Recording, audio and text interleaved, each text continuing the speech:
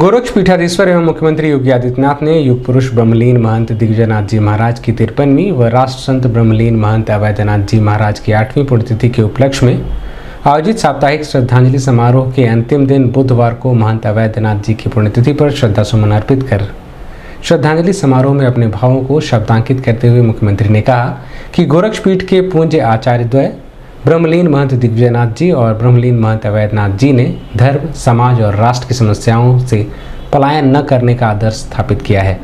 उनके मूल्यों, सामर्थ्य और साधना की सिद्धि का परिणाम आज गोरखपुर के विभिन्न विकल्पों के माध्यम से देखा जा सकता है। उन्होंने गोरक्षपीठ को सिर्फ पूजा पद्धति और साधना स्थिति तक सीमित नहीं रखा, बल्कि शिक्षा, स्वास्थ्य और सेवा से जोड़कर विभिन्न आयामों को लोक कल्याण का मार्ग प्रशस्त किया। श्रद्धांजलि समारोह का शुभारंभ ब्रह्मलीन महंत दिग्विजयनाथ एवं ब्रह्मलीन महंत अवैधनाथ जी के चित्रों पर पुष्पांजलि से हुआ।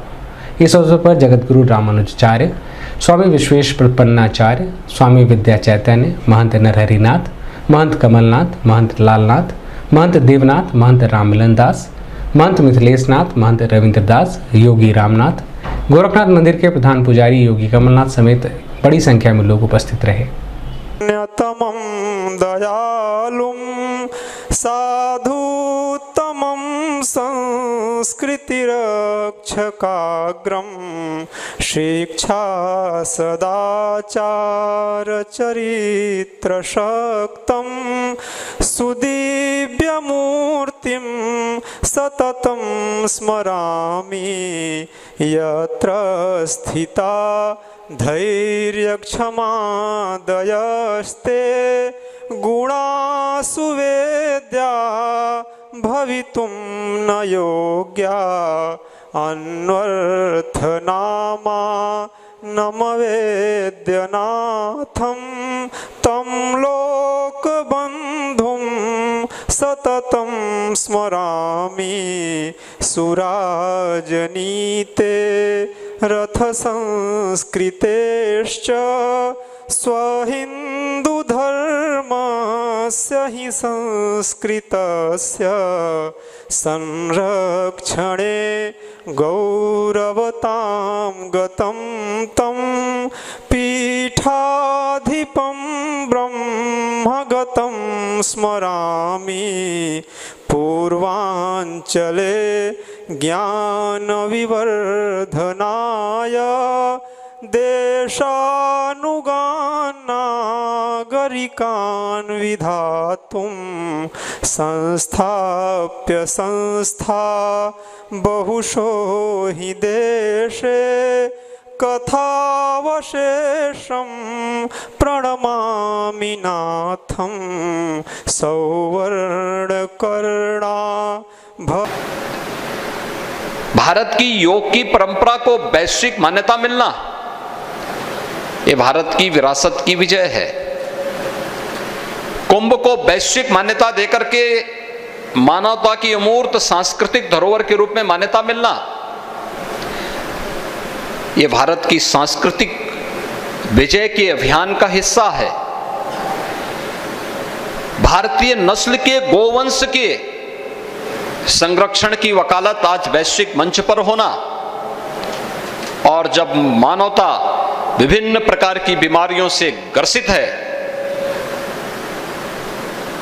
इसमें बहुत सारी बीमारियां तो ऐसी हैं जो स्वयं मनुष्य ने अपने भौतिकता में अति भौतिकता के पीछे पड़कर के स्वयं अर्जित की हैं।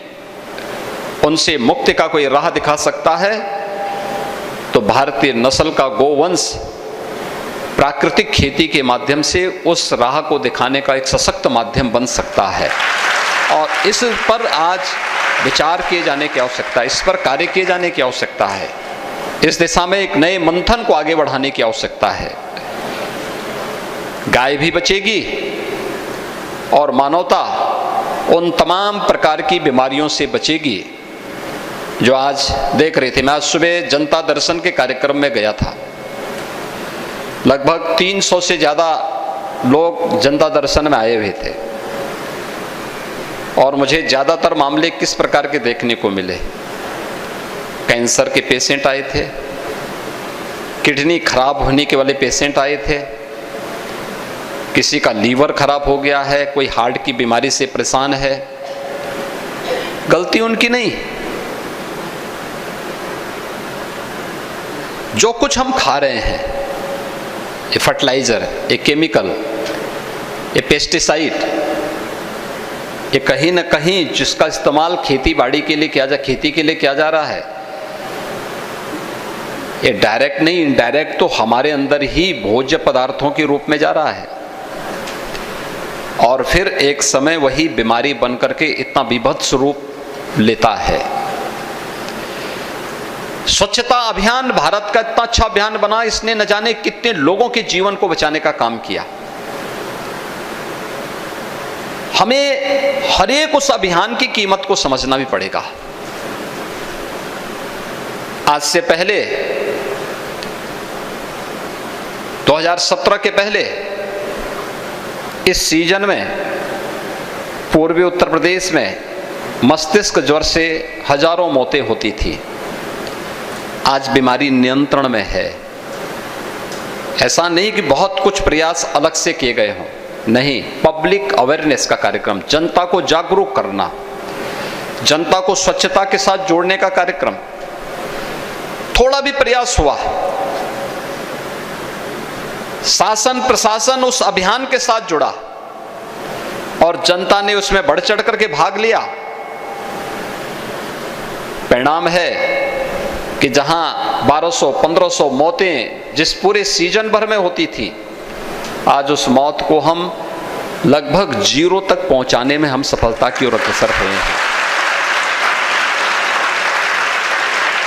40 वर्ष में पूर्वी उत्तर प्रदेश ने 50,000 मासूम बच्चों को खोया है। 1977 से लेकर के 2017 तक आखिर मासूम बच्चे इसी समाज की धरोहर थी। क्या गलती की थी उन लोगों ने? लेकिन अव्यवस्था के शिकार हुए थे वे सब। शासन के पास फंड था, लेकिन उसका उचित नियोजन होना है। समाज को जानकारी नहीं थी कि जो बीमारी हो रही है, ये बीमारी का कारण क्या है।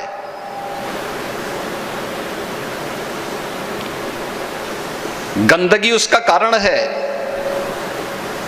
रहन सहन में थोड़ा बदलाव कर लें और हम स्वच्छता की तरफ अग्रसर हो जाएं,